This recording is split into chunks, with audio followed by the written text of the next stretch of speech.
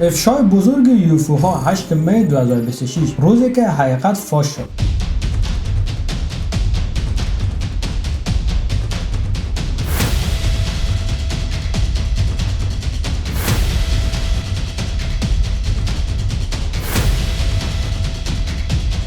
سلام دوستان، امروز میخوایم درباره خبر صحبت کنیم که دنیا تکان داده. به تاریخ 8 می 2026 وزارت جنگ ایالات متحده آمریکا اسناد منتشر کرد که دهه‌ها مخفی مانده بود. این اسناد به دستور مستقیم دونالد ترامپ برای شفاف‌سازی منتشر شد و شامل بیش از 160 فایل، عکس و ویدیو از اشیاء ناشناس پرنده است. We're going to be releasing a lot of things that we have, and I think some of it's going to be very interesting to people. امریکا حال رسما اعتراف کرد که اینها وجود دارد. حادثه پایگاه هسته‌ای ایلسورث امریکا، داستان ماری وولز، یکی از عجیب‌ترین بخش‌های پرونده شهادت مرد به نام ماری وولز است که بین سال‌های 1975 تا 1983 در پلیس امنیتی نیروهای هوایی خدمت می‌کرد. او می‌گوید که به سال 1988 در یک شب معمولی حوالی ساعت 10:30 شب ناگهان زنگ خطر نفوذ به سیلوهای موشکی هسته‌ای به نام نوامبر 5 به صدا درآمد. ماریو و فرمانده‌اش سریع به محل اعزام شدند. وقتی به نزدیکی سیلو رسیدند، تمام منطقه با نور غیرعادی مثل تابش خورشید روشن شده بود. اونا با جسم روبرو شدند که ماریو این رقم توصیف میکنه.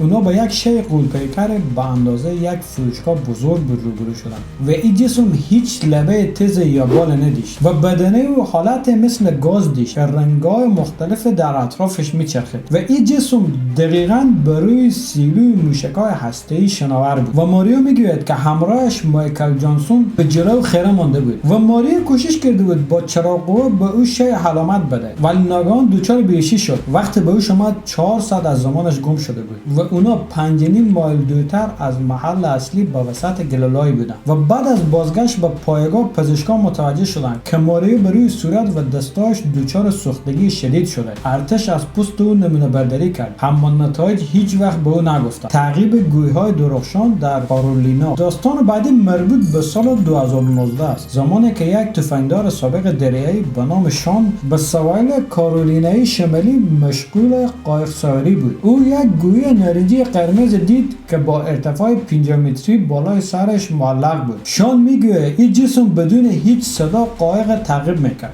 و ناگهان این شی با چنان سرعت ناپدید شد که شان او را با شلیک یک گلوله تشبیه کرد و این شی قوانینی که ما به فیزیک میشناسیم نقض میکنه. مثلا بدون داشتن بال یا موتور به یک لحظه از حالت توقف به سرعت مافوق صوت رسید. نزدیک شدن یوفوها با هواپیمای مسافربری. یکی دیگه از موارد خطرناک گزارش کاپیتان پیتر گریازیس که با 30 سال سابقه خلبان است. او در سال 2003 با ارتفاع 35,000 پایی در حالی که 100 مسافر داشت متوجه شد چیز مستقیم زیر هواپیمای او قرار داره. رادارهای داخل هواپیما نشان میدادند که این شی ناشناس لحظه به لحظه نزدیکتر میشه. اول به فاصله 2500 پایی بود، اما بعد به سرعت بالا آمد تا فاصله 100 پایی حدود 30 متر به هواپیما رسید. کاپیتان میگه که به اون لحظه دستی روی دکمه خلبان خود کال بوده. هر لحظه آماده بوده تا برای جلوگیری از برخورد هواپیمای منحرف کنه. نکته عجیب اینجیه که با وجود تایید رادار هواپیما، برج مراقبت میگفت که رادارهای زمینی هیچ چیزی نمیبینه. نتیجه گیری تایید